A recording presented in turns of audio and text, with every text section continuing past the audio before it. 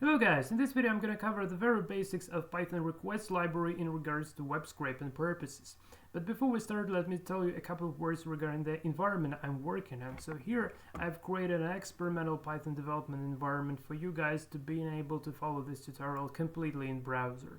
And also I've added this sort of inspecting request feature to my web scraping Confu site, so we will be using this sort of an API endpoint in order to get the reasonable data regarding our HTTP requests that we're actually supposed to be making in this tutorial. So if you're excited, let's actually start writing some code. In order to work with requests, you need first to import it. So you need to say import requests like this. And in this case, if you're using this particular environment, the requests are already installed. But in case if you're doing this on your local system, either on Windows or Linux or Mac, whatever, you need to install requests via the terminal. And in my particular case, I'm using the command pip sudo pip3 install requests like this and hit enter. But I already have that installed on my local system. That's the reason for it says that requirement is already satisfied. Now on Windows you don't need to use sudo, and also if you have the only Python version installed on your local environment, you do not need to specify the number after pip. So if you have the only Python and the only pip, you can simply say just pip install request, and that's kind of it. So let's actually move on. So the very first basic thing to consider regarding the requests is actually we can create a response of the variable to store the response object, and can simply say requests.get. And the bare minimum argument to specify for the get method is actually the particular URL endpoint that we're supposed to fetch data from. So if I just simply paste this URL here and then simply print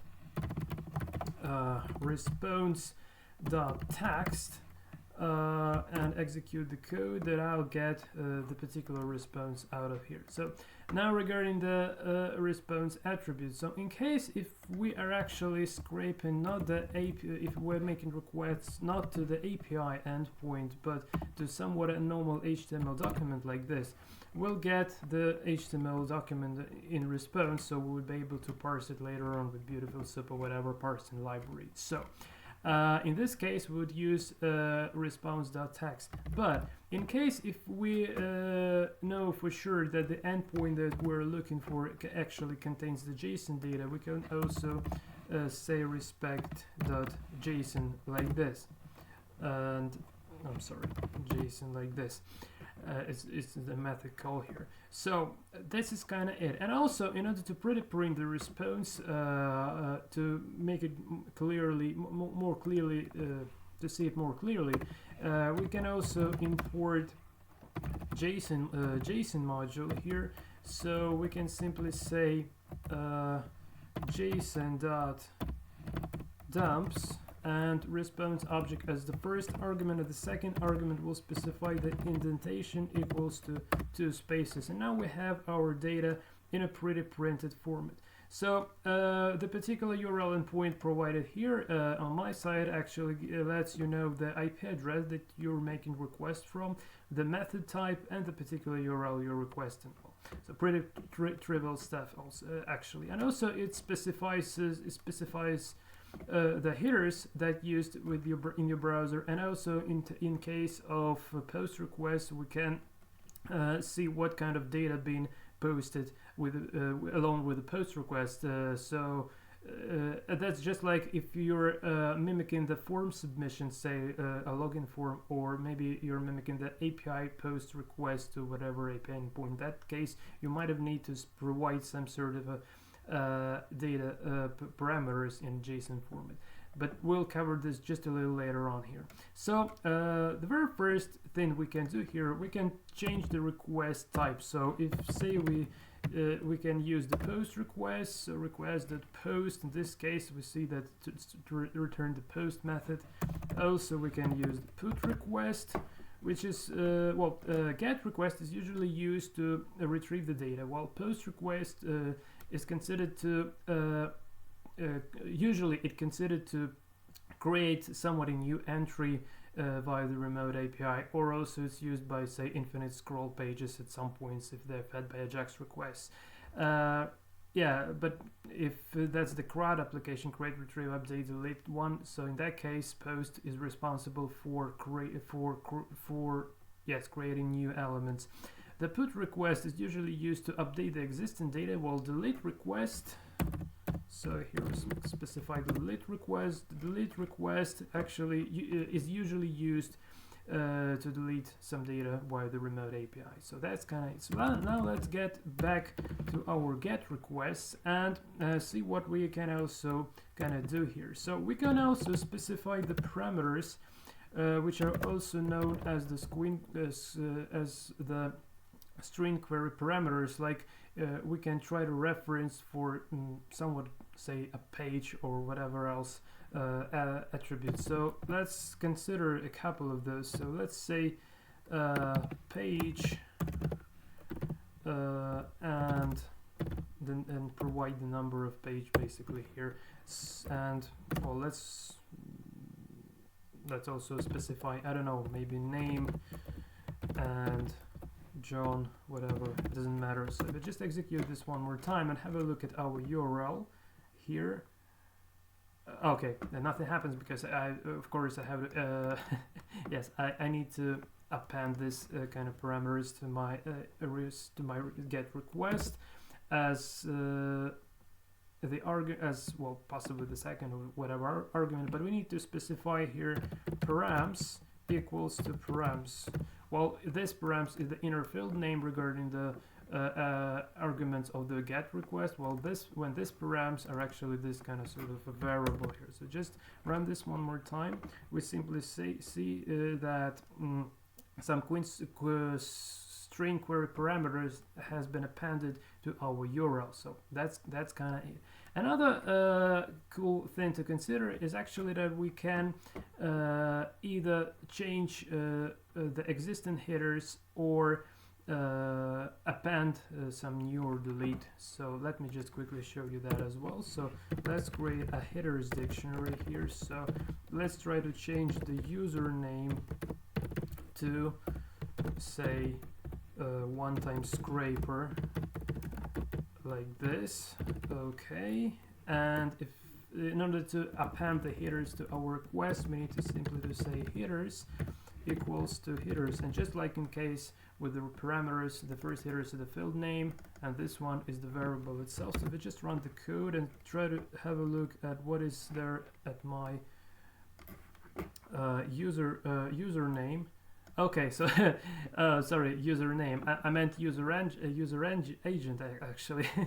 Yeah, for some I've just created a new header. Well, this is also possible, but actually let's try to update the user agent instead of creating a new element here. So let me just show you this user agent.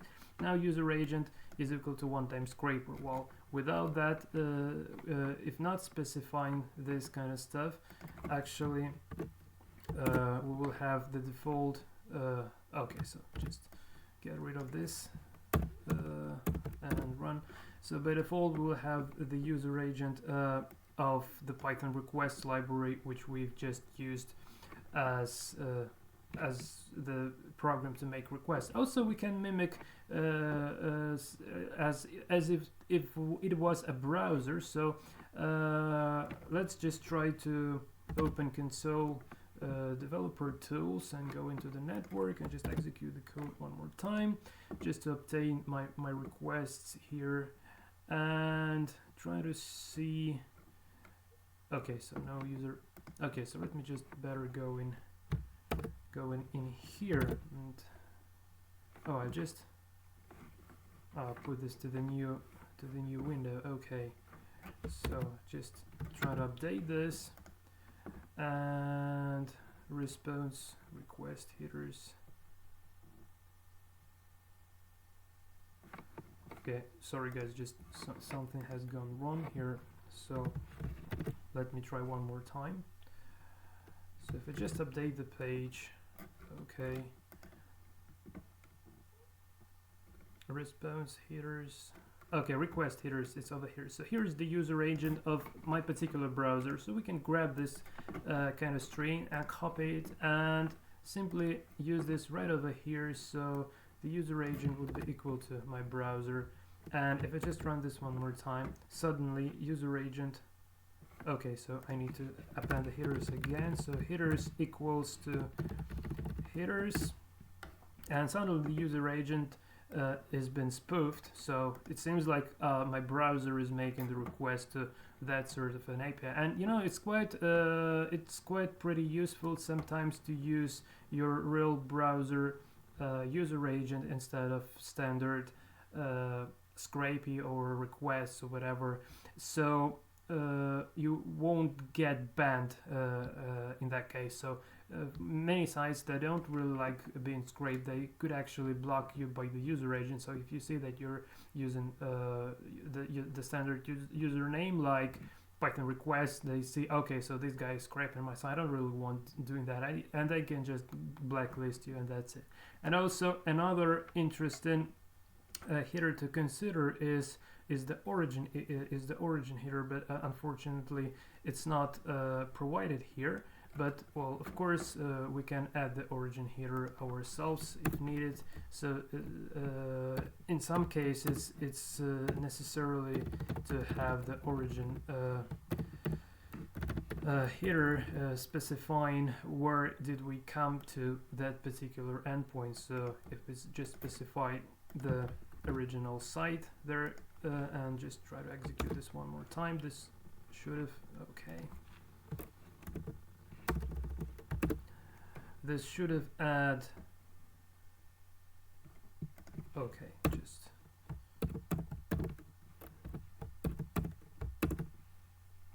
hold on guys. Okay, so I just forgot this, I just don't need this curly braces over here, so, okay. Now we've added our origin header, so the target site things like we request the particular URL endpoint over here, making the request from this kind of location. So that's another trick that might have been helpful in some cases when the site doesn't really want to be scraped. Okay, so another trick to consider here is proxy rotation. So we can we won't be covering the proxy rotation in terms of trying to make getting a list of proxies and try to make the request in the loop. Instead, I'll just simply show you how to